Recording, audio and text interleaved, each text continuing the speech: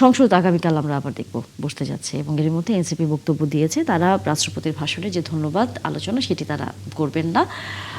তবে অন্যান্য যেসব আলোচনা আছে এবং 133টি আমরা জানি অধ্যাদেশ গত সংসদেই মানে অধিবেশনই তোলা হয়েছিল, সেটি নিয়ে হয়তো সামনের দিনগুলো আলোচনা হবে, কারণ পুরো এপ্রিল মাস জুড়ে এই আলোচনাটি চলবে। এখন পর্যন্ত সিদ্ধান্ত সেরকমই।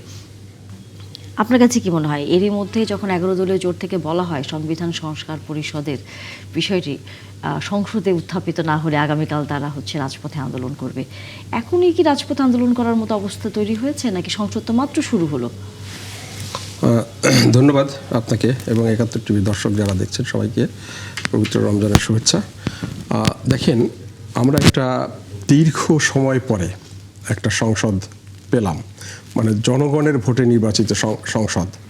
2008 সাল থেকে শুরু করে যে এই পর্যন্ত 24 সালের নির্বাচন পর্যন্ত জনগণের ভোটে আমাদের মানে সরকার গঠিত হয়নি। বিভিন্ন ধরনের নির্ধারিত একটা সিস্টেমের মধ্য দিয়ে বা সিলেক্টেড সিস্টেমের বা পূর্ব পরিকল্পিত একটা পার্লামেন্ট আমরা দেখেছি।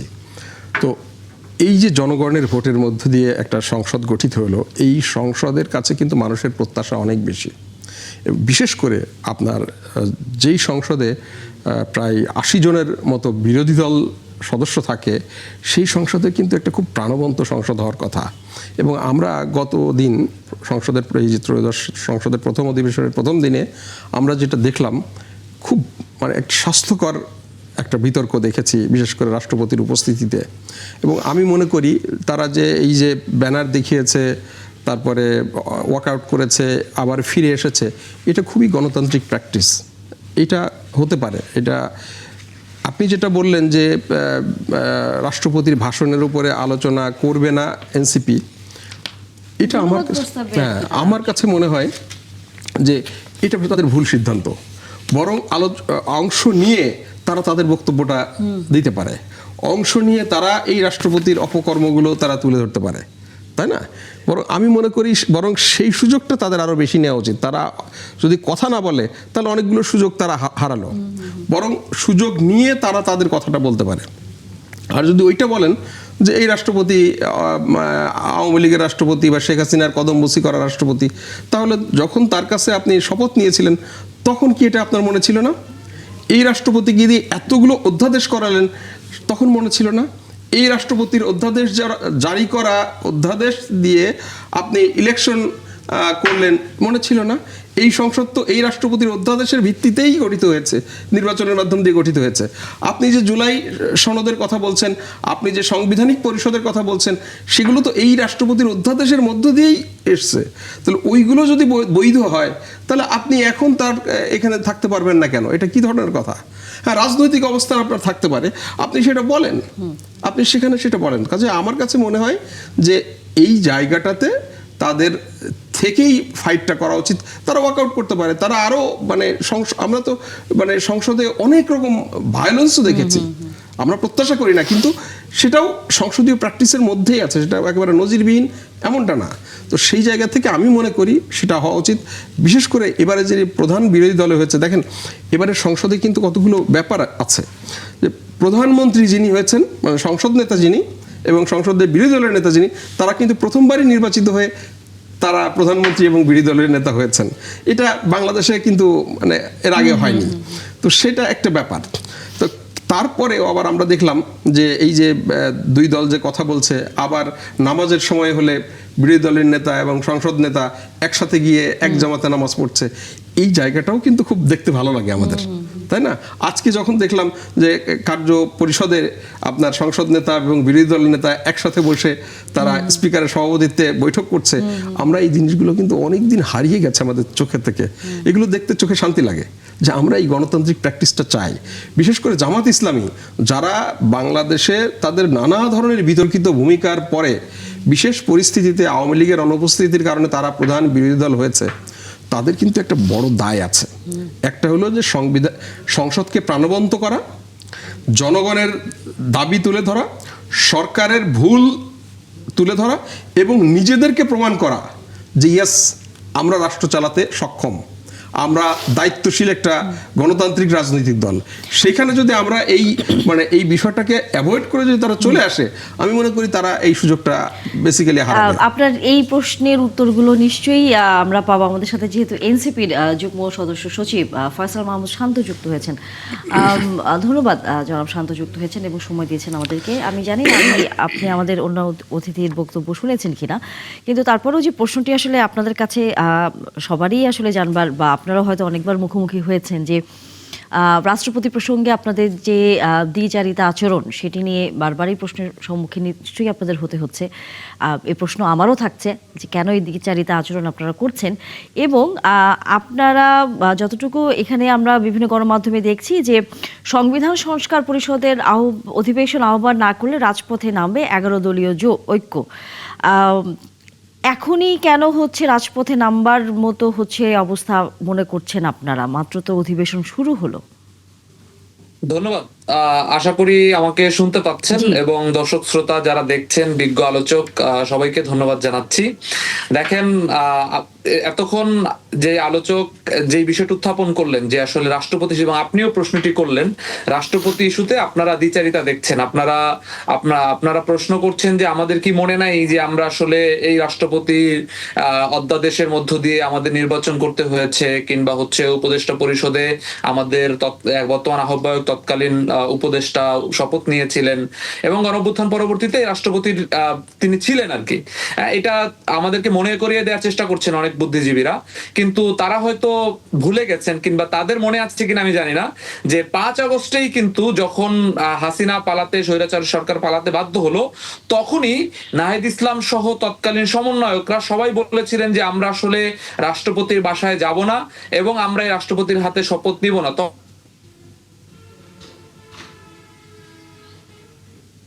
তখনও ধরনের চেষ্টা করছেন, তখনও কিন্তু সেই দলটি এক ধরনের রাষ্ট্রপতির প্রতি মায়া, সাংবিধানিক ধারাবাহিকতা রক্ষা থেকে নানা ধরনের আলাপের কারণে আমরা বাধ্য হয়েছি রাষ্ট্রপতিকে তখনও রাখার জন্য। দ্বিতীয়ত হচ্ছে, আপনার নিশ্চয়ই মনে আছে, আমরা বৈষম্য বিরোধী ছাত্র আন্দোলন এবং নাগরিক কমিটি সহ 30টি রাজনৈতিক দলের সাথে আলাদা আলাদা মিটিং করেছিলাম, যে রাষ্ট্রপতিকে কিভাবে সর্বদলীয় ঐক্য মধ্য দিয়ে কিভাবে বিদায় করা যায়, ফ্যাসিস্ট রাষ্ট্রপতিকে আমরা রাখতে চাই না। তখনও কিন্তু এই বিএনপি রাষ্ট্রপতিকে রাখার বিষয়ে এবং এই বিএনপিকে রাষ্ট্রপতিকে সরানোর বিষয়ে বাধা দিয়েছে।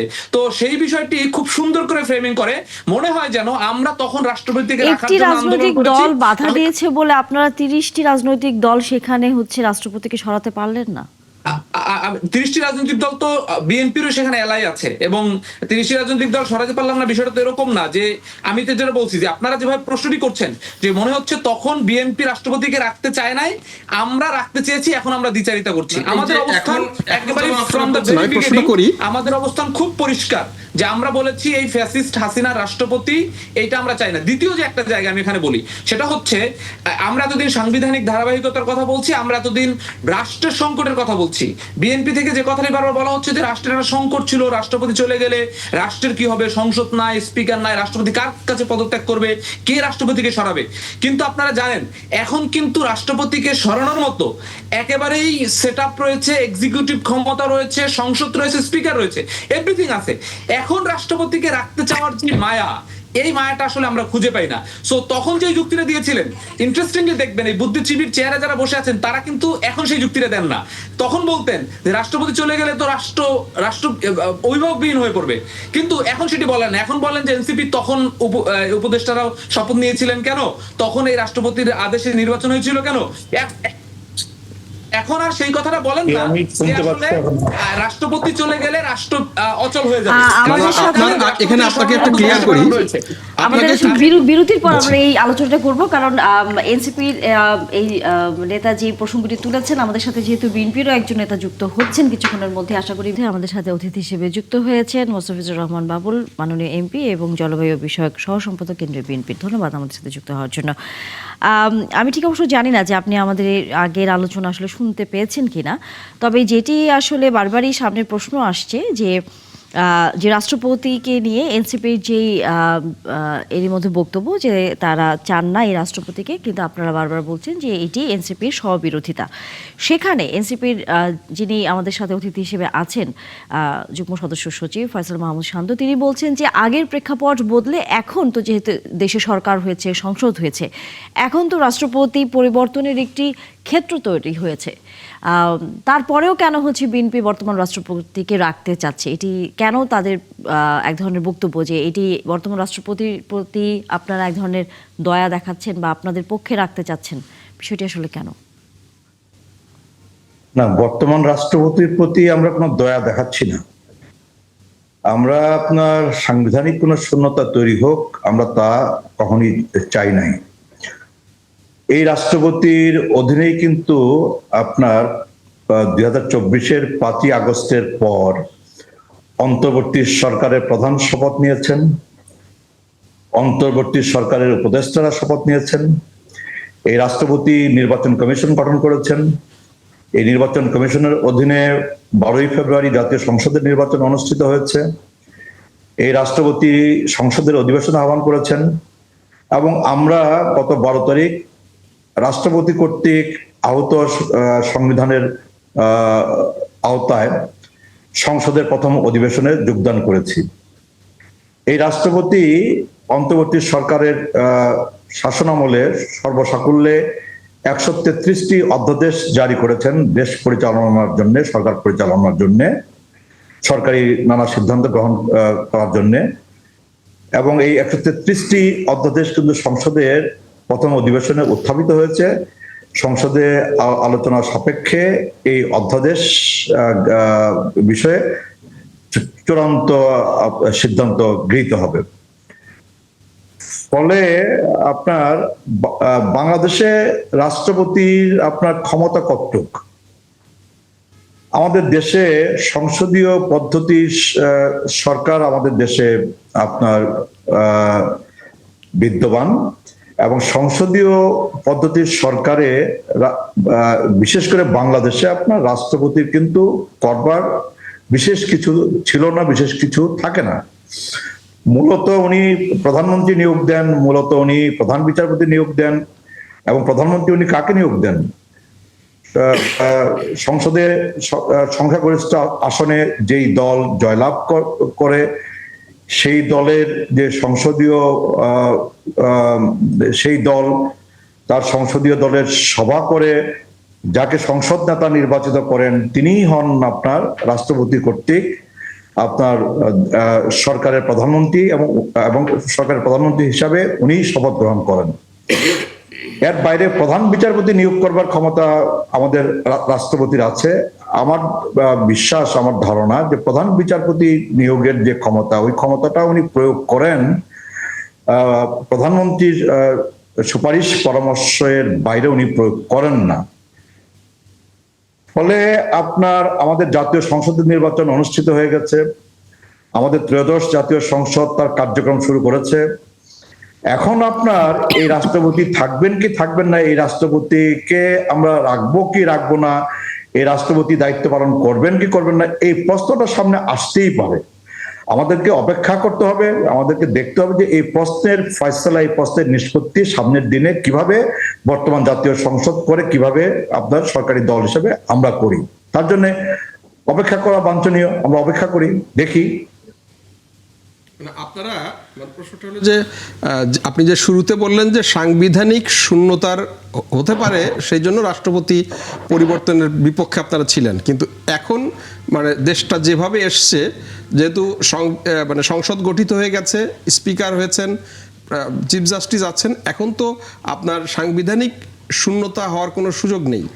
তাহলে আপনারা এই যে মানে ফ্যাসিস্ট রেজিমের যে কদমবসী রাষ্ট্রপতি, তাকে কি আপনারা রেখে দেওয়ার চিন্তা করছেন যে তার মেয়াদ পর্যন্ত পুরোটা তিনি থাকবেন, না আপনারা এর মধ্যে তাকে আপনাদের নিজেদের রাষ্ট্রপতি আনবেন সংসদীয় প্রক্রিয়ায়, আইনি প্রক্রিয়ায়? আমরা তো একবারও বলি নাই যে আপনার এই সংসদ গঠিত হবার পর এই রাষ্ট্রপতি বহাল থাকবেন, এই কথা কি আমরা একবার বলেছি? আমরা বলি নাই। আবার আমরা এও বলি নাই যে এই রাষ্ট্রপতিকে কালকেই সরিয়ে দিতে হবে, এও বলি নাই। আমি বলছি যে আমরা সংসদীয় কার্যক্রম শুরু করেছি, নতুন সংসদ তার কার্যক্রম শুরু করেছে। আমরা অপেক্ষা করি, আমরা দেখি যে এই রাষ্ট্রপতি বহাল থাকেন নাকি এই রাষ্ট্রপতি আপনার পদত্যাগ করেন, সরে যান, নতুন রাষ্ট্রপতি নিয়োগপ্রাপ্ত হন। তার জন্য আমার মনে হয় যে তাড়াহুড়োর কিছু নাই, আমরা একটু অপেক্ষা তো করতেই পারি। না, সেটা যদি আপনারা বলেন যে আমরা এতদিনের মধ্যে করব বা পরবর্তী অধিবেশনে করব, তাহলে কিন্তু এই যে আজকে ফয়সাল মাহমুদ শান্ত যে মানে এই কথাটা তুলছে বা দেশের মানুষের মধ্যে যে একটা কনফিউশনটা তৈরি হয়েছে সেটা কিন্তু থাকে না। না, দিনক্ষণ আপনি এখনই বেঁধে দিতে আপনি বলছেন কেন? না, দিনক্ষণের না, আমি বলছি যে একটা আমরা তো আপনাদের বলি নাই, পরিকল্পনাটা কি? আমরা তো এই রাষ্ট্রপতিকে নিয়ে আপনাদের পরিকল্পনাটা কি সেটা যদি আমি একটু বলি, জি, আমরা কিন্তু একবারও বলি নাই যে এই রাষ্ট্রপতি তার মেয়াদকাল পুরো করবে। আমরা কি একবার বলেছি? আমরা বলি নাই।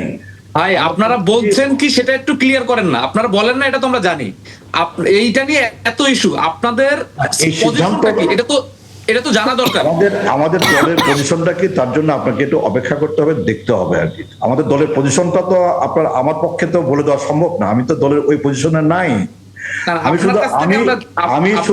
আমি শুধু আপনাকে আশ্বস্ত করে বলতে চাই যে আমরা কিন্তু এমন কোন সিদ্ধান্ত নিই নাই যে এই রাষ্ট্রপতি তাকে মেয়াদকাল পুরো করতে হবে, পুরো করতে দিতে হবে। এই সিদ্ধান্ত আমরা নিই নাই।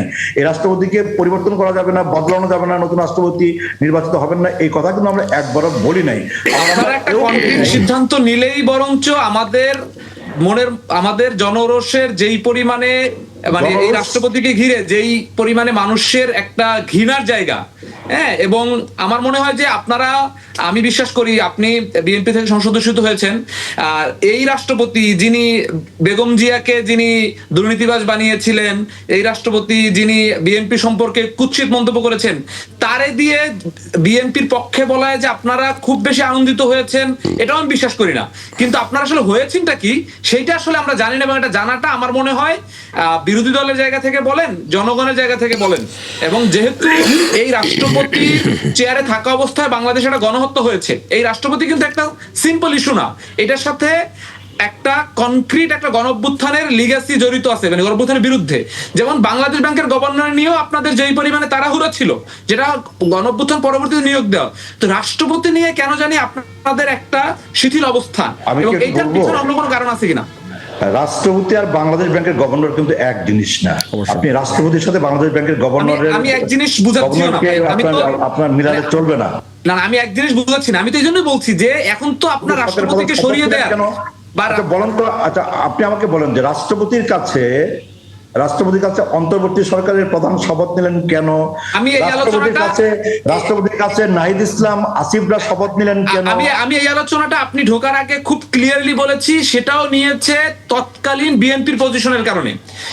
নাহিদ ইসলাম সহ গণঅভ্যুত্থানের নেতারা কেউই রাষ্ট্রপতির বাসায় যাইতে চায় নাই। তখন তো আমাদের মানে আমরা তো গণঅভ্যুত্থানের পরেই তো এইটা খুব এক্সপেক্টেড ছিল না যে অনুষ্ঠান বর্জন করলে পারতেন, আপনারা রাষ্ট্রপতির কাছে শপথ অনুষ্ঠানটা বর্জন করলে পারতেন, শর্ত দিতেন যে রাষ্ট্রপতির কাছে আমরা শপথ গ্রহণ করবো না।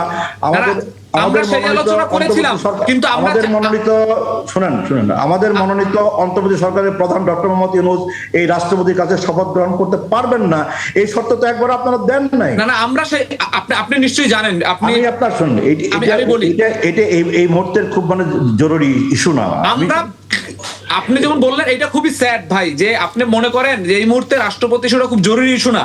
একটা ফয়সাল মাহমুদ শান্ত, এইটা খুবই স্যাড যে হাসিনার সময় একজন গণহত্যাকারীর সহায়তাকারী রাষ্ট্রপতিটা আপনাদের কাছে জরুরি ইস্যু না, এর থেকে দুঃখজনক পজিশন আমার মনে হয় হইতে পারে না। রাষ্ট্রপতির কি করবার ছিল বাংলাদেশের? আমি তো বলছি এখন তো আপনাদের করবার আছে, এখন তো করবার আছে। এখন আপনার সংসদ গঠিত হওয়ার পর রাষ্ট্রপতি আপনার থাকবে কি থাকবে না, রাষ্ট্রপতিকে বিএনপি রাখবে কি রাখবে না, এই প্রশ্নে তো বিএনপি এখনো কোনো সিদ্ধান্তে উপনীত হয় না। এই সিদ্ধান্ত যে নেয় নাই, এটাই তো খুব হতাশাজনক। শান্ত, আমার একটা প্রশ্ন আছে আপনার কাছে, সেটা হলো এরকম যে এই যে আপনারা এখন বলছেন যে সাংবিধানিক পরিষদের যদি সিদ্ধান্ত না হয় তাহলে আমরা রাজপথে নেমে যাব, তাই না? আপনারা বলছেন তো আপনারা তো তখন এটা বলতে পারতেন যে এই রাষ্ট্রপতির কাছে আমরা শপথ, যেহেতু বিএনপি চলে যাচ্ছে আমরা যাব না, আমরা রাজপথে আবার আন্দোলনে ফিরে যাব। তো সেই জায়গাটা তো আপনারা তো চলে গেছেন। কাজে আমি বলি ভাই, আমি বলি আমরা দুইটা কারণে করি না পরিষ্কার ভাবে। একটা হচ্ছে যে আমরা কিন্তু রাষ্ট্রপতির পতনের জন্য আন্দোলনও করেছি, নাম্বার 1। নাম্বার 2 হচ্ছে গণঅভ্যুত্থানের পরবর্তী সময়ে একটা আইন শৃঙ্খলা পরিস্থিতি থেকে শুরু করে সরকারবিহীন একটা সময়ে আমরা চাই না যে শুরুর দিন থেকেই ফ্যাসিবাদ বিরোধী যে লড়াইটা সেটা শুরুর দিনেই আবার ডিভাইডেড হয়ে যাক। আপনারা যখন রাষ্ট্রপতি অপসারণের আন্দোলন করেছেন তখন কিন্তু অন্য একটা ডায়নামিক্স এসছে, যে রাষ্ট্রপতিকে সরিয়ে দিয়ে সেখানে অন্য একজনকে এনে বিপ্লবী সরকার করা এবং নির্বাচনকে পিছিয়ে দেয়া। এই প্রক্রিয়ার কারণে কিন্তু বিএনপি কিন্তু তখন এই কারণে যায় নাই, এই রাষ্ট্রপতি অপসারণের মূল কারণে যায় নাই, কারণ বিএনপি তখন দেখেছিল যে এটাকে ইলেকশনটা পিছিয়ে দেওয়ার একটা অভিসন্ধি এখানে কাজ করছে, শুধু সেই কারণে বিএনপি এটার সাথে যায় না। ভাই আপনার কথাটা ধরেই আমি বলি, এটা বিএনপি মনে করে নাই। বিএনপি যদি ওইটা মনে করতো তাহলে বিএনপি এখন রাষ্ট্রপতিকে সরাইতো। বিএনপি রাষ্ট্রপতিকে রাখার জন্য তখন ওই অ্যাকুইজিশনটা নিয়ে আসছে যে আমরা এটা সরকারকে রাখতে চাই। যে দেখেন তখন কিন্তু আমাদেরকে বলা হয়েছে আমরা নির্বাচন বিরোধী, গণতন্ত্র বিরোধী। এইটা বলে আমাদের রাষ্ট্রপতি আন্দোলনটা আমরা বাধ্য হয়েছি যে আসলে এই ধরনের কনফিউশন যেন না সরাক। আমরা চাইছি গণঅভ্যুত্থানের পরে আওয়ামী লীগ বিহীন একটা সুষ্ঠু নির্বাচন আয়োজন করতে, যে কারণে আমরা রাষ্ট্রপতি তখন কম্প্রোমাইজ করছি। বিএনপি যদি ট্রুলি মিন করতো যে তখন নির্বাচন পিছানোর জন্য, বিপ্লবী সরকার করার জন্য বিএনপি রাষ্ট্রপতির বিরোধিতা করেছে, তাহলে কিন্তু বিএনপি এখন তার পজিশন ক্লিয়ার করতো। বরং বিএনপি তখনও জানতো রাষ্ট্রপতিকে সরাইলেও নির্বাচন হবে। বিএনপি বিরোধিতা করেছে স্রেফ রাষ্ট্রপতির সাথে এক ধরনের, আমি মনে করি যে এস্টাবলিশমেন্টের সাথে এক ধরনের সমঝোতার কারণে। কি বেনিফিট পাইছে বিএনপি তাহলে করে? আপনার এই ইলেকশনে রাষ্ট্রপতির কি রোল ছিল, ইলেকশনে পালন করবার ছিল? ইলেকশনে রাষ্ট্রপতির ইলেকশনে 12 তারিখ যে ইলেকশনটা হলো, এটা তো ভাই আপনি বলবেন, এটা তো আপনি বলবেন রাষ্ট্রপতি কোথায় কি ভূমিকা পালন করলো, এটা তো আপনি বলবেন যে তখন নিরাপত্তা আপনি বলেন যে এই রাষ্ট্রপতি 12 তারিখের ইলেকশনে বিএনপি কে কোথায় কি বেনিফিট দিতে পারছে? কোন বেনিফিট দেওয়ার সুযোগ কি রাষ্ট্রপতির ছিল? আমি তো বলছি যে বিএনপি কেন বাংলাদেশের এটাই তো জনগণের কাছে প্রশ্ন। বিএনপি নিরাপত্তা উপদেষ্টার বিরুদ্ধে আন্দোলন করে কি বেনিফিট দিয়েছে যে নিরাপত্তা উপদেষ্টাকে পররাষ্ট্রমন্ত্রী করা হইলো? ফ্যাসিবাদের সময় হাসিনার রাষ্ট্রপতিকে রাষ্ট্রপতি রাখা লাগলো, কি এমন বেনিফিট দিয়েছে? এইটাই আসলে প্রশ্নের বড় জায়গা। আমি একটু পাল্টা প্রশ্ন করি, এই নিরাপত্তা উপদেষ্টার পক্ষে আপনারা তখন তার পক্ষে ছিলেন, এখন আবার এই সরকার রাষ্ট্রপতির বিরুদ্ধে চলে গেলেন কেন? আমরা বিরোধিতা করছেন কেন? আমরা পক্ষে ছিলাম না তো, কারণ আপনারা তো করেছেন। আপনাদের সরকার তাকে বাইরে থেকে এনে বসিয়েছে, আমরা পক্ষেও ছিলাম না বিপক্ষেও ছিলাম না, আপনাদের সরকার থেকে এনে বসিয়েছে। আপনাদের সরকার নিরাপত্তা উপদেষ্টার বিপক্ষে ছিলেন না, বিএনপি মনে করেছে যে আপনার তাকে আপনার উপদেষ্টা রাখা উচিত। ভাই অনলাইনে সমস্যা হচ্ছে, দুইজন বললে একসাথে বোঝা যায় না ভাই। আপনি বেশি বলছেন তো। নিরাপত্তা উপদেষ্টাকে কে বসে? নিরাপত্তার সাথে তখনও বিএনপি বসিয়েছে, বিএনপির এজেন্ডা বাস্তবায়ন করেছে, বিএনপি একা থেকে রিওয়ার্ড দিয়েছে। আপনি তখন বিরোধিতা করেন নাই কেন? আমরা তো কোনো উপদেষ্টাকেই বিরোধিতা করি নাই। আপনার এক্সক্লুসিভ নিরাপত্তা উপদেষ্টাকে বিরোধিতা করেছেন, তার এমন কি কন্ট্রিবিউশন ছিল নির্বাচনকালীন সময়ে যার বিনিময়ে সে মন্ত্রী হয়েছে এবং সবচেয়ে গুরুত্বপূর্ণ মন্ত্রণালয়গুলোর একটা। না, যখন ওনাকে তো বিএনপি সরানোর জন্য ওনার নাম দিয়ে দাবি করেছিল, তখন তো আপনারা সরেন নাই। তখন আপনারা সরান নাই কেন? আপনি বলছেন বিএনপি, আপনি যে বললেন বিএনপি বসিয়েছে, বিএনপি যদি বসাতো তাহলে তো বিএনপি অপসারণ করতো না, অপসারণের দাবি তুলতো না তখন। কারণ বিএনপির সাথে ডিলিংস হয়েছে, আপনারা তো সেই কথাটা শুনেন নাই তখন। আপনারা তো সেই কথাটা তখন শুনেন নাই, কাজে এখন বিএনপির উপর কেন চাপাচ্ছেন? আমরা তো কারো ব্যাপারে এক্সক্লুসিভ, এটা তো এক্সক্লুসিভলি নিরাপত্তা উপদেষ্টা কেন? আমরা তো কারো ব্যাপারেই তখন অপসারণের জন্য আন্দোলন করি নাই, কিন্তু এবং কাউকে আবার আমরা মন্ত্রিত্ব অফারও করি নাই যে আপনি ইলেকশনের সময় আমার জন্য খাটেন, আপনাকে ইলেকশনের পর মন্ত্রী বানাবো। আপনার কথাটা নিজেই বোধহয় একটু আপনার ক্রসিং হচ্ছে। আপনারা বলছেন যে কোনো উপদেষ্টা সরানোর বিষয়ে আপনারা কথা বলেননি, আবার সেই তত্ত্বাবধায়ক অন্তর্বর্তী সরকারের একজন উপদেষ্টা বর্তমান সরকারের পররাষ্ট্রমন্ত্রী হয়েছেন বলে আপনারা এখনো বিরোধিতা করছেন। সেটা কেমন হয়ে গেল না? আপনি দেখেন, আপনি যখন উপস্থাপক হিসেবে আমার কন্ট্রাডিকশনটা দেখলেন যে আমরা আগে রাষ্ট্রপতির ইস্যুতে আমরা ইলেকশন করছি, এখন আমরা রাষ্ট্রপতিকে, বিএনপি যে তার বিরুদ্ধে আন্দোলন করে তাকে পররাষ্ট্রমন্ত্রী বানাইলো, এই কন্ট্রাডিকশনটা কি আপনাদের চোখে পড়ে কিনা? মানে আপনারা তখন হচ্ছে তার বিরুদ্ধে আন্দোলন করলেন না, যখন বিএনপি আন্দোলন করেছে তখন আপনারা তাকে সরালেন না, তখন বললেন না যে হ্যাঁ ওনাকে বাইরে থেকে নিয়ে এসে উপদেষ্টা হিসেবে কন্ট্রাডিকশন দুজনেরই আছে, কন্ট্রাডিকশন বিএনপিরও আছে। তারা অপসারণের দাবি করেছে, আবার পরে পররাষ্ট্রমন্ত্রী করেছে। আবার যখন আপনাদের দিক থেকে আপনারা তাকে মানে উপদেষ্টা প্রথমে একটা মানে রোহিঙ্গা বিষয়ক করলেন, তারপরে তাকে নিরাপত্তা উপদেষ্টা করলেন, তারপরে বিএনপি। আমি বলি কথাটা শেষ করি, কথাটা শেষ করি। একটা ভুল হচ্ছে যে আপনি মনে করছেন যে আমরা করছি, না, কারণ ওই সরকার তো আপনাদের সরকার ছিল, বড় পার্ট ছিল ওই সরকার আপনাদের সরকার ছিল, আপনারা সেই সরকারের পার্ট ছিলেন, এবং ওই সরকারের যে উপদেষ্টা তিনি বলেছেন যে আপনাদের নিয়োগকৃত সরকার। প্রধান উপদেষ্টা নিজে বলেছেন যে আপনাদের নিয়োগকৃত সরকার, তাই না? এটা তো আমাদের ছাত্রদের মধ্যে কি ছাত্রদল ছিল না? গণঅভ্যুত্থানের ছাত্রদের মধ্যে ছাত্রদল ছিল না? আপনারা সরকারে ছিলেন, ছাত্রদল সরকারে ছিল না, বিএনপি সরকারে ছিল। বিএনপি সরকারে ছিল, বিএনপির পররাষ্ট্রমন্ত্রী সরকারে ছিল। আপনি বলেন, এই শুনেন, আমি বলি বিএনপির পররাষ্ট্রমন্ত্রী সরকারে ছিল, আন্দোলনের ছাত্রদল ছিল, পররাষ্ট্রমন্ত্রী সরকারি উপদেষ্টা হিসেবে ছিল, ছিল না ভাই? বিএনপি দলের কেউ উপদেষ্টা ছিল না। বিএনপির পররাষ্ট্রমন্ত্রী, বিএনপির রানিং পররাষ্ট্রমন্ত্রী, বিএনপির রানিং আইনমন্ত্রী সরকারে ছিল কিনা? হিসেবে দায়িত্ব পালন করে আপনারা শুধু এনসিপি বানিয়েছেন, ইলেকশন করেছেন। না না, বিএনপির রানিং আইনমন্ত্রী সরকারে ছিল না? শান্ত, আমাদের প্রধান উপদেষ্টা যখন ছাত্র প্রতিনিধিদেরকে নিয়ে আইনমন্ত্রী, ছাত্র প্রতিনিধিদেরকে নিউইয়র্কে নিয়ে গেছে, বিদেশে নিয়ে গেছে, ছাত্রদলের কাউকে নিয়েছে? ছাত্রদল আন্দোলনে ছিল, আমাদের যারা ছিল তারা ছাত্রদল আন্দোলনে ছিল বলে তাদের কাউকে নিয়েছে, বা বিদেশ পরিচয় করাই দিয়েছে মেটিকুলাস ডিজাইন ছাত্রদলকেও। আপনারা উপদেষ্টা থেকে আপনারা দল গঠন করেছেন, সরকারি সুবিধা নিয়ে দল গঠন করেছেন। আপনারা উপদেষ্টা থেকে ইলেকশন করেছেন, দল গঠন তো পদত্যাগ করে করা হয়েছে। কোথায় উপদেষ্টা থেকে দল গঠন ইলেকশন করলাম? নিরাপত্তা উপদেষ্টা উনি কি ইলেকশন করেছেন নাকি? হ্যাঁ, ইলেকশন, উনি ইলেকশনের পার্ট ছিল তো। উনি নিরাপত্তা উপদেষ্টা ছিলেন অন্তর্বর্তী সরকারে। আবার নতুন সরকার গঠিত হওয়ার পর নতুন সরকারের মন্ত্রী হয়েছেন। তার মানে উনি ইলেকশন চলাকালীন সময় বিএনপির সাথে ওনার বোঝাপড়া ছিল, যেটার ভিত্তিতে ওনাকে উপদেষ্টা করা মন্ত্রী করা হয়েছে। আমার মনে হয় যে জনাব শান্ত যেহেতু খুব মানে এই বিষয়ে তাহলে কি এটাকে হাওয়া থেকে একজন মন্ত্রী হয়? ভাই আপনি আমাকে এটা বুঝান যে হাওয়া থেকে মন্ত্রী হয়। তাহলে তো আপনি প্রধান উপদেষ্টা আপনার এরপরে এখন ভিআইপি প্রোটোকল পাচ্ছে, তাহলে আপনি কি বলবেন যে প্রধান উপদেষ্টা এটার পার্ট ছিল? আমি বলার কে? এটা তো জনগণের প্রশ্ন। যদি বিএনপির সাথে বোঝা, ভাই আপনি আমাকে একটা জিনিস সিম্পলি বলেন, আপনি তো শুধু আমাকে প্রশ্ন করছেন, কারণ আপনাদের তো কন্ট্রাডিকশনটা শুধুমাত্র আমি কি তোমাকে প্রশ্ন করেছি? না না, আপনি তো বলেন না, আপনি তো কন্ট্রাডিকশন দেখেন না। শোনেন, বিষয়টা হলো যে আপনি কি মনে করেন, আপনি একবারেই আপনার বিবেকের কাছে প্রশ্ন রেখে বলেন, আপনি কি মনে করেন একজন সরকারের পররাষ্ট্রমন্ত্রীর একটি পদ এইটা দলীয় বোঝাপড়া ছাড়া কাউকে দেওয়া হয়? আমাকে জাস্ট সিম্পলি আপনি উত্তরটা দেন। না, নিশ্চয়ই তার যোগ্যতা বা তার যে কোনো কারণে হোক বিএনপি দিয়েছে, কিন্তু আপনি মনে করেন শুধু যোগ্য দলীয় বোঝাপড়া লাগে না? না না, আমি আপনাকে বলি, আমি আপনার কথার জবাব দিচ্ছি, আপনি জবাবটা নেন। প্রথম কথাটা হলো, আমি আপনাকে বলেছি কন্ট্রাডিকশন দুই পক্ষের আছে। একটা বিএনপি তাকে পদত্যাগ করার কথা বলেছে, আবার পরবর্তীতে তাদের সরকার বানিয়েছে, পররাষ্ট্রমন্ত্রী বানিয়েছে, এটা একটা কন্ট্রাডিকশন। আবার একই আপনাদের দিক থেকে কন্ট্রাডিকশন যে আপনারা তাকে এনে বিদেশ থেকে এনে তাকে বড় বড় পদে বসিয়েছেন, আপনাদের সরকার উপদেষ্টা এনেছে। না না না, আমাদের সাথে কোনো পরামর্শ করে আপনি বললাম যে ওই উপদেষ্টা যে বাইরে নিয়ে গেছে, প্রধান উপদেষ্টা শুধু আমাদের না, প্রধান উপদেষ্টার সাথে লন্ডনে গিয়ে মিটিং করেছে। প্রধান উপদেষ্টা হচ্ছে একটা মাত্র দলের প্রধানের সাথে লন্ডনে গিয়ে মিটিং করেছে।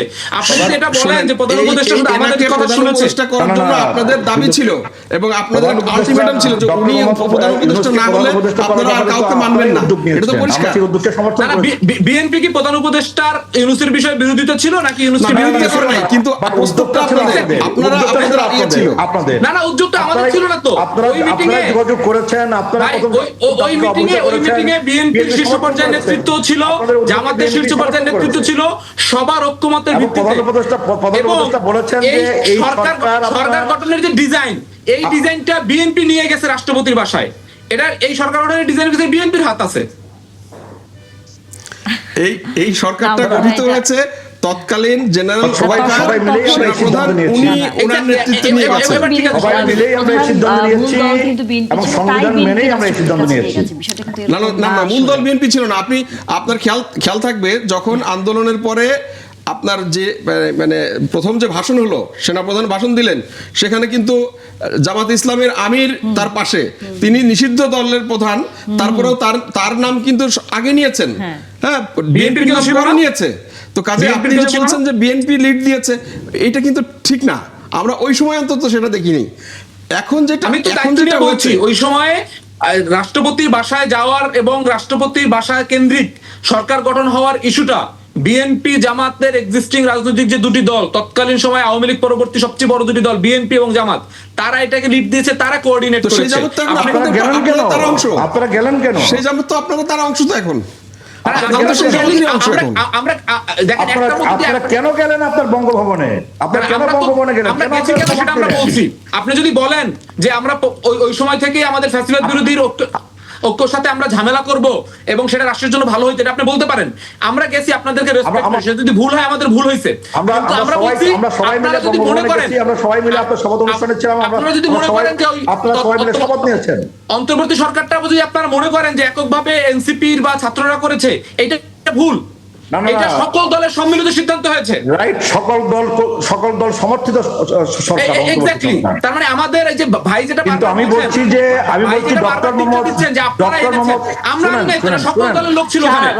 শান্ত, আমরা একটু মজিবুর রহমান বাবুলের কথা একটু শুনি। শান্ত, আপনার নাম শান্ত, কিন্তু আপনি তো বেশি উত্তেজিত হয়ে যাচ্ছেন। আপনারা ডক্টর মোহাম্মদ ইউনূসের সাথে প্রথম যোগাযোগ করেছেন, আপনারা কোন সিদ্ধান্ত নিয়েছেন ডক্টর মোহাম্মদ ইউনূসকে অন্তর্বর্তী সরকারের প্রথম প্রধান যোগাযোগ করবেন? করাটা তো তার লোক হয়ে যায় না। এই সিদ্ধান্তটা আপনাদের, আপনাদের সিদ্ধান্তটাকে আমরা সমর্থন করেছি। যোগাযোগ করেছি, প্রথম যোগাযোগ করেছি আমরা সমর্থন করেছি। তারেক রহমানের সাথে আমরা প্রথম যোগাযোগ করেছি। যোগাযোগ করাটা কোনো ইস্যু না তো। প্রফেসর ইউনূস আপনাদের প্রস্তাব ছিল, সরকারের প্রধানের দায়িত্ব ডক্টর মোহাম্মদ ইউনূসকে বিএনপি নিতে হয়তো হবে। সেটা এই সমর্থন প্রস্তাবটা করেছে। কে দিয়েছে? আপনারাই প্রথম দিয়েছেন। সকল দলের সম্মিলিত সিদ্ধান্ত না হয়েছে। না না, সকল দলের সাথে আলাপ আলোচনার আগে আপনি বলেন আপনাদের প্রস্তাব কে ছিল? আপনি বলেন, আপনাদের, আপনি যদি জানেন। না, আমরা আসলে এই আলোচনাটা এখানে শেষ করতে চাই। শুধুই বলা যায় একটু ব্যক্তিগত বা একটু জটিল হয়ে যাচ্ছে। বিএনপি তো এই নিয়ে তো দ্বিমত করে নাই।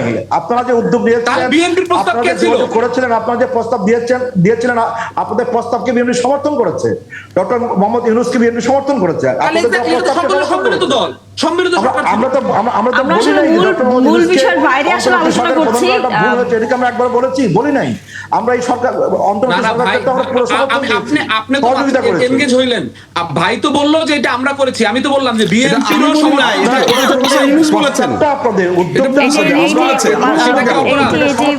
সাবেক প্রধান উপদেষ্টা তিনি বিভিন্ন সময় বক্তব্যে বলেছেন। আমরা আসলে আলোচনা শেষ করতে চাই। সামনে হয়তো আরো আলোচনা করবার সুযোগ হবে অন্যান্য বিষয় নিয়ে। আমাকে যদি একটা মিনিট সময় দেন, আমি একটা বিষয় আপনার প্রশ্নের এনগেজ করে আমি আমার পার্টটা বলি। সেটা হচ্ছে, আপনি বলছেন না যে আমরা কি খুব দ্রুত রিয়্যাক্ট করছি কিনা আন্দোলনের ইস্যুটাতে। আজকে 11 দলের মিটিং আমরা ছিলাম, আমি নিজে ব্যক্তিগতভাবে 11 দলের কোঅর্ডিনেশনে ছিলাম, যে আমরা খুব দ্রুত রিয়্যাক্ট করছি কিনা। আমরা সরকারের দুইটা বিষয় আছে। একটা বিষয় হচ্ছে সরকারের যে রেগুলার কার্যক্রম, উন্নয়ন, দেশ পরিচালনা। আমরা মনে করি এই বিষয়ে এখনই রিয়্যাক্ট করার সময় হয় না, কারণ 1 মাস গঠন হয়েছে, সরকার বেশ কিছু জিনিস অ্যাকোমোডেট করার চেষ্টা করছে, বিভিন্ন বিষয় গুছিয়ে আনার চেষ্টা করছে। এই বিষয়টাকে আমরা সরকারকে দেখতে চাই। যে সমস্ত বিষয় আমাদের কাছে নেগেটিভ হবে আমরা সমালোচনা করতে চাই, সরকার যদি শুধরে নেয় আমরা সহযোগিতা করতে চাই।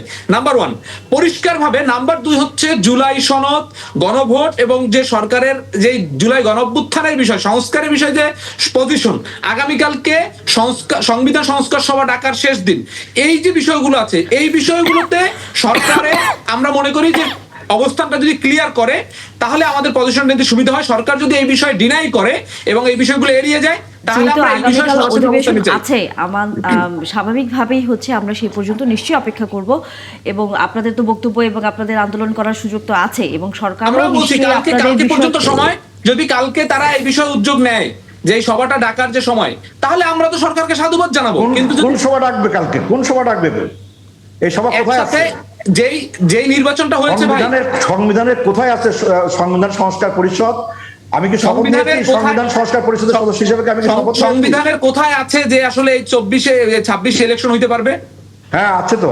কোথায় আছে এটা? আপনার এটা আছে কোথায় বলেন না? এটা তো আপনার, এটা তো সর্বোচ্চ আদালত, সংবিধানের কোন ধারার ভিত্তিতে ইলেকশন হয়েছে বলেন না? এটা তো আদালতের একটা ভেটিং এর মধ্য দিয়ে এটা বৈধ করা হয়েছে। না না, বলেন সংবিধানের কত ধারা অনুযায়ী 2026 এর 12 ফেব্রুয়ারি ইলেকশন হয়েছে?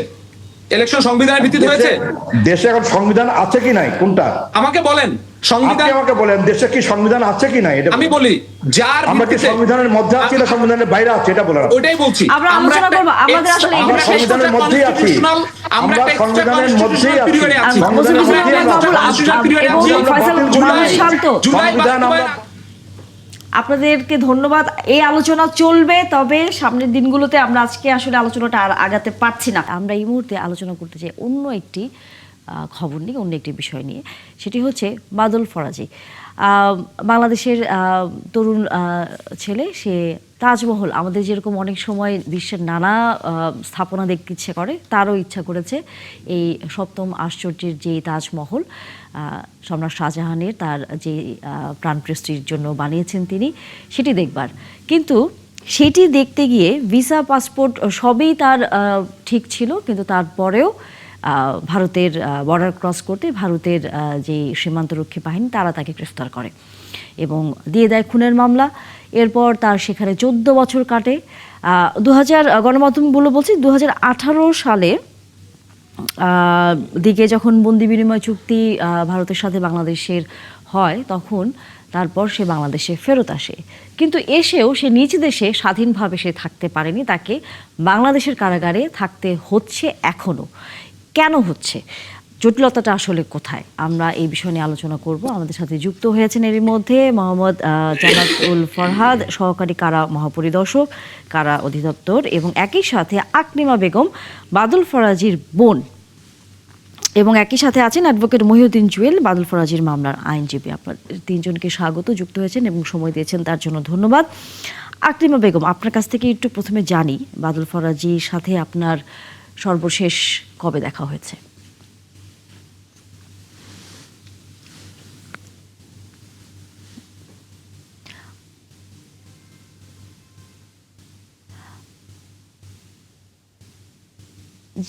আমরা আপনার কথা ঠিক শুনতে পাচ্ছি না।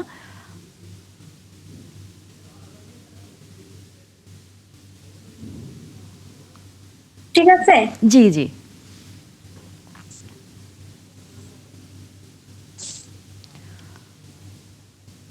শুনতে পাচ্ছেন আমাকে? হ্যাঁ আকলিমা বলুন।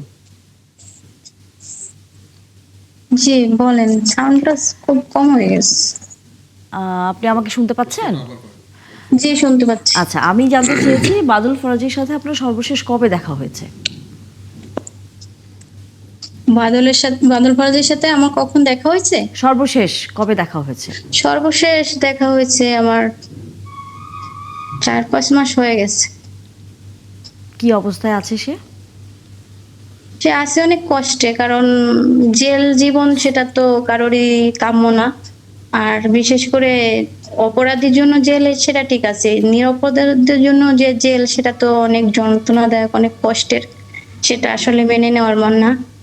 আমি যখন ভাইকে জেলে দেখি তখন আমি মানতে পারি না, তখন ভাই জেলের মধ্যে, ওখানে সে অনেক কষ্টে আছে, সে ভালো নেই। আমি জানি আমার ভাই ভালো নেই জেলের মধ্যে, সে কোনো সুযোগ সুবিধা পাচ্ছে না, সে কষ্টে আছে, তার থাকতে অসুবিধা। তার সবকিছু মিলে তার বাইরে আসার কথা আরো অনেক আগেই, কিন্তু ভাগ্যক্রমে সে জেলে আছে। কিন্তু জেলে থাকা সত্ত্বেও তার যেগুলো পাওয়ার দরকার, যেভাবে তাকে রাখার দরকার সেভাবে তাকে রাখা হচ্ছে না। অনেক কষ্ট আছে। ছোট্ট একটা ঘরে একসময় ফ্যানও ছিল না, এখন ফ্যান দেওয়া হয়েছে ছোট্ট একটা। তারপরে অনেক কিছু বিধিবিধান মানতে হয়, অনেক কিছু। তার সাথে দেখা করতে গেলে ওই যে গ্রিল দিয়ে দেখা করতে হয়, এটা সেও চায় না, আমরাও চাই না। আমরা চাই দেখা তো জেলে হোক, সেটা চাই না, কিন্তু চাই জেলের বাইরে হোক। এখন ভাগ্য নসিবে কখন হবে বাইরে দেখা তা তো জানি না, কিন্তু চাই সাক্ষাতে দেখা করতে, কিন্তু সাক্ষাতে দেখা আমাদের হয় না। বলে উপর থেকে অর্ডার আছে, সাক্ষাতে দেখা হবে না। তাই বা আমার ভাই বলছে যে আপু যেদিন যদি আসতে পারেন এভাবে, তাহলে আমার সাথে দেখা করেন, না তো আসতে হবে না এভাবে। আমি আপনাকে ওখান থেকে দেখতে চাই না, আর আপনি আমাকে এখানে দেখলে আপনার কষ্ট হয়, তাই আমি চাই না যে আপনি এভাবে আসেন আমার সাথে দেখা করতে। আচ্ছা, আমরা একটু মোহাম্মদ জান্নাতুল ফরহাদ আপনার কাছে একটু আসতে চাই। সেটি হচ্ছে, আকলিমা বেগম বলছিলেন যে উপরের মহলের সিদ্ধান্তের কারণে বাদল ফরাজের সাথে তার বোনের দেখা করার যে প্রক্রিয়াটি সরাসরি, সেটি আসলে হচ্ছে না। এবং তিনি বলেছেন যে তারা আসলে এই জেলখানায় না, তারা বাইরে আসলে দেখা করতে চান, অর্থাৎ মুক্ত জীবনে আসলে ফিরতে চান। উপরের মহলের বলতে আসলে বাদল ফরাজির অভিযোগ এবং তার যে আইনি প্রক্রিয়ার মধ্যে সে আছে, সেখানে কি অসঙ্গতি আসলে আছে বলে এই প্রক্রিয়াটি এখনো শেষ হচ্ছে না? জি, আসসালামু আলাইকুম, ধন্যবাদ আপনাকে। আসলে বিষয়টা এই মুহূর্তে বেশ আলোচিত। আমরা বাদল ফাজিলকে 2018 সাল থেকে কারাগারে পেয়েছি এবং তখন থেকেই তার সে আইনি প্রক্রিয়ার মধ্যেই আছে। আপনারা সকলেই জানেন যে কারাগার হলো আসলে হলো একটা হেফাজতখানা, অর্থাৎ আমরা বন্দীদেরকে হেফাজতে রাখার চেষ্টা করি। এই টোটাল প্রক্রিয়াটি আইনি প্রক্রিয়ার মাধ্যমে আসে, অর্থাৎ আদালত আমাদেরকে যেভাবে আদেশ দিবে আমরা সেভাবেই রাখবো। আমাদের কাজটুকু হলো তাকে কারাগারের ভিতরে সহনীয় হয়ে রাখা। তো এক্ষেত্রে বাদল ফরাজির বোন একটু আগে যে বিষয়টা বললেন যে উপরের মহলের বিষয়ে সাক্ষাৎ, আসলে এই ধরনের কোনো বিধি নিষেধ কোনো বন্দির প্রতি আসলে নেই। একটা বিষয় আছে, সেটা হলো যে বিধি মোতাবেক দেখা হবে। বিধিটা হলো যে প্রতি 15 দিন অন্তর অন্তর তার নিজ আত্মীয় স্বজন 5 জন নিকটবর্তী 5 জন আত্মীয়র সাথে সাক্ষাৎ হবে, প্রতি 15 দিনে একজন। আর যে বিষয়টা উনি বলেছেন, আসলে আমরাও চাই যে সকল বন্দী কারাগার থেকে বেরিয়ে যাক, মুক্ত জীবনে আসুক। তো আমরাও কামনা করব ওনার প্রক্রিয়াটা যেন দ্রুত শেষ হয়ে চলে যায়। দ্বিতীয় যে বিষয়টা আছে সেটা আসলে একটা জটিলতার মধ্যে, যেটা এটা হলো একটা আইনি জটিলতা। আপনারা জানেন যে আমরা সকলেই জানি যে পেনাল কোড অনুযায়ী যাবজ্জীবন মানে হলো যাবজ্জীবন, অর্থাৎ আমৃত্যু কারাদণ্ড। তো আমরা 2018 সালে বন্দি বিনিময় চুক্তির অনুযায়ী যে বাদল ফরাজিকে আপনার এই ভারতীয় বন্দি বিনিময় হিসেবে আমরা আবার কারাগারে পাই। এই যে চুক্তি হয়েছিল সেই চুক্তির মধ্যে 8 নম্বর আর্টিকেলসে একটা জিনিস বলা আছে যে যখন কোনো বন্দি 2 দেশের বন্দি বিনিময় হবে, সেক্ষেত্রে যদি কোনো আইনি জটিলতা থাকে, সাজা গণনা বা অন্য কোনো বিষয়ে যদি কোনো ধরনের প্রশ্ন উত্থাপন হয়, তাহলে দুটি দেশের সমঝোতার ভিত্তিতে সেটা সমাধান করবে। এটা একটা বিষয় ছিল। আর একটা বিষয় হলো আমাদের দেশেও একটা প্রচলিত বিধান আছে, সেটা হলো কারাবিধি। সেই অনুযায়ী বলা আছে যে কারাবিধি 569 ধারায় বলা আছে যে কোনো বন্দী যদি তার সাজার 20 বছর পার করে, যাবজ্জীবন সাজা 20 বছর পার করে, তাহলে তাকে সরকারের নিকট তার সেই বন্দির মুক্তির জন্য প্রস্তাব প্রেরণ করা যাবে। সদাশয় সরকার যদি সন্তুষ্ট হয় তার কারাবাসকালীন সময়ের চরিত্র সম্বন্ধে, তাহলে তাকে মুক্তির আদেশ দিতে পারেন। আর যদি না হয় তাহলে আদেশ দিতে নাও পারেন। তবে আদেশ দেবেন না বা মুক্তি দেবেন না এই বিষয়টা কখনো বলেন না। এটাই হলো প্রচলিত নিয়ম। আমাদের আমার যতটুকু মনে পড়ে বা এই মুহূর্তে আমি শেষ সময় একটি বিষয় একটু আপনার কাছে জানতে চাই, হয়তো আমাদের বিরতি নিতে হবে। সেটি হচ্ছে বাংলাদেশে তিনি যখন প্রবেশ করেন, অর্থাৎ বন্দি বিনিময়ের পর 14 বছর ভারতের কারাগারে সাজা ভোগ করার পর 22 সাল থেকে তিনি বাংলাদেশে, এখন 22 সালে আমরা জানি শেষ হয়েছে তার এই হচ্ছে সাজার মেয়াদ, এবং এরপর এখন অতিরিক্ত 4 বছর তিনি হচ্ছে বাংলাদেশে কারাবন্দী আছেন। কিন্তু যেটি আসলে বলা হচ্ছে যে তার যে নাম বাদল ফরাজির জায়গায় বাদল সিং হয়েছে, এই যে নামের যে একটি জটিলতা, এটি আসলে দিন শেষে যেই খুনের মামলার আসামি বাদল সিং, তার মামলাটি বাদল ফরাজির উপর চাপিয়ে দেওয়া হয়েছে। মূল আসামি আসলে সেখানে বলা যায় যে বাদল ফরাজি এখানে ফেঁসে গেছে, নাম হয়তো এক হওয়ার কারণে। আপনাদের কাছে যেহেতু বাদল ফরাজি সকল তথ্য আছে, সেখানে তার নামটি আসলে কি দেওয়া? বাদল ফরাজির উপর চাপিয়ে দেওয়া হয়েছে মূল আসামি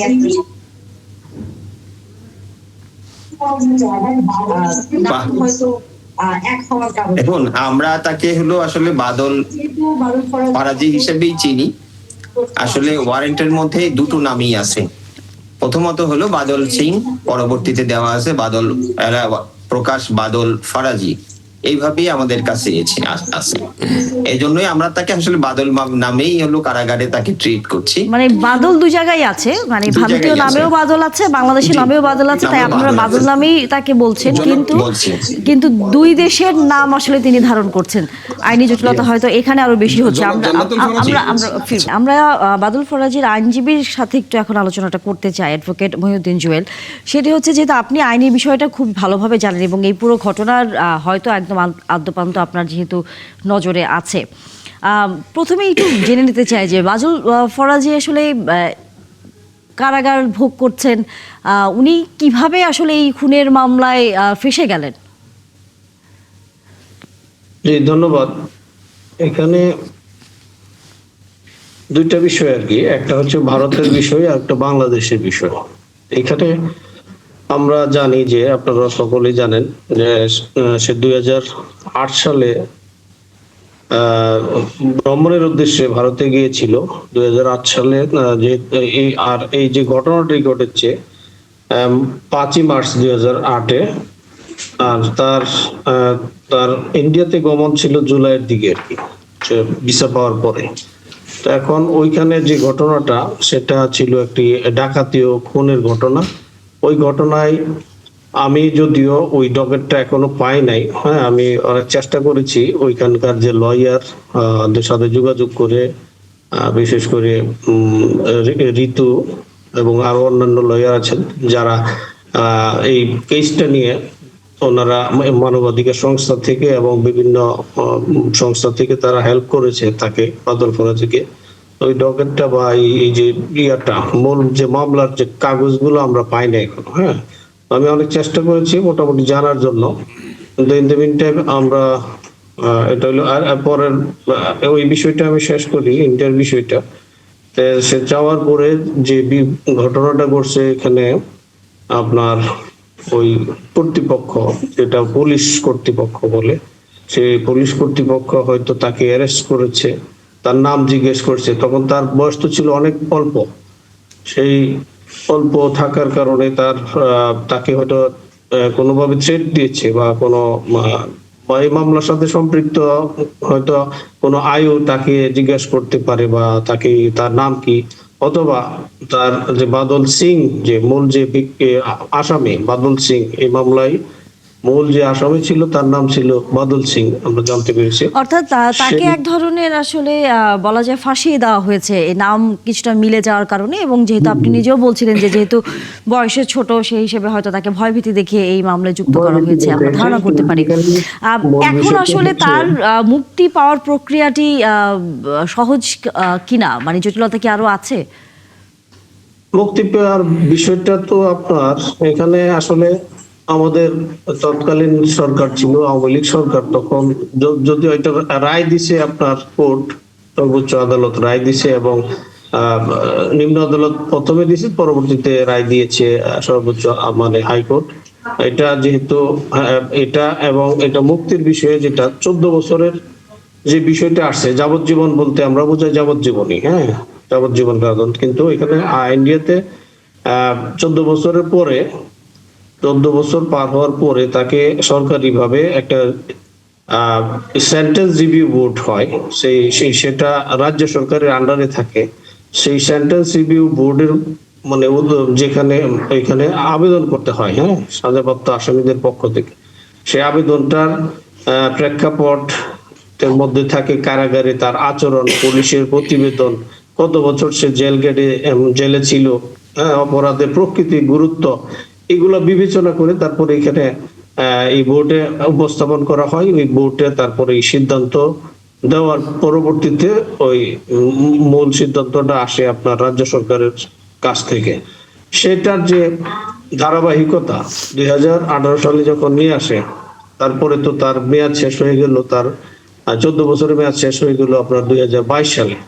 22 সালে শেষ হওয়ার পরে বাংলাদেশের যে কারা কর্তৃপক্ষ, বাংলাদেশের ফরেন মিনিস্ট্রি, বাংলাদেশের তারপরে কারা কর্তৃপক্ষের যে অধিদপ্তর এবং মন্ত্রণালয়ের, তারা চিঠি পাঠিয়েছে যে তার এখানের যে তার সময়টা শেষ হয়ে গেছে। কিন্তু এই চিঠি গুলো আসলে যে প্রেরণের যে সময়টা দেখা গেছে আপনার 6 মাস যাওয়ার পরে এটা ফরেন মিনিস্ট্রি থেকে চলে যায় হচ্ছে বাংলাদেশ দূতাবাস থেকে আবার ওইখানে কর্তৃপক্ষ আবার রিসিভ করার পরে এটা চিঠি আবার আসতে আবার আরো 6 মাস চলে গেল। এইভাবে চিঠি চালাচালি করতে গেলে আমাদের প্রায় 4 বছর চলে গেছে। 4 বছর অলরেডি অতিবাহিত হয়ে গেছে। তো এর ভিতরে কোনো আমরা রেজাল্ট পাই নাই।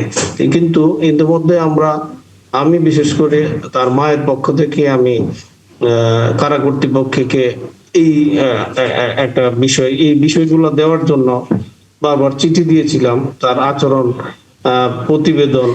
আমাদের আসলে সময় একেবারেই কম।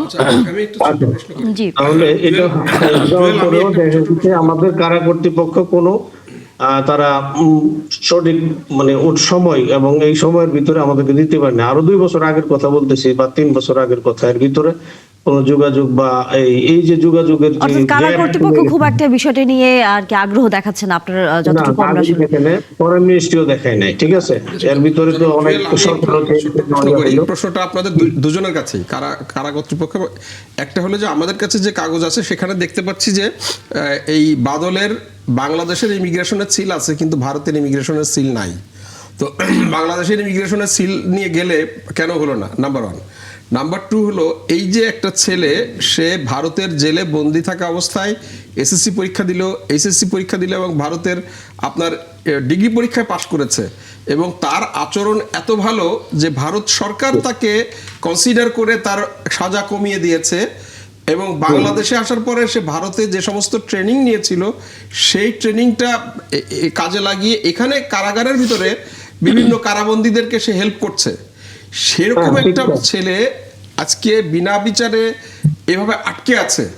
আপনি তো আইনজীবী হিসেবেও আপনি আদালতের কাছে একটা মানে করতে পারতেন, এই যে লাল ফিতার মানে চিঠি চালাচালি লাল ফিতার দৌরাত্ম, এর মধ্য দিয়ে একটা সম্ভাবনাময় ছেলে তার জীবনটা ধ্বংস হয়ে যাচ্ছে, এটা যাতে তাড়াতাড়ি করে সেটার জন্য তো আপনি আলাদা একটা রিট করতে পারতেন বা জবাবদিহিতা চাইতে পারতেন। আর কারা কর্তৃপক্ষ যিনি আছেন তার কাছেও আমি একটা বলি যে এই যে ওর যে হিস্ট্রিটা আমরা দেখলাম, এই হিস্ট্রিটা দেখার পরে আমাদের সবারই ভাই আছে, ছেলে আছে, আমরা তো দেখি এই জায়গাটাতে কি আমরা আরেকটু মানবিক হয়ে এই কাজটা করতে পারি না যে এই ছেলেটাকে আমাদের আসলে সময় একেবারেই কম, আধা সেকেন্ড করে দুজনের কাছ থেকে উত্তর নিতে হবে, সময় নাই।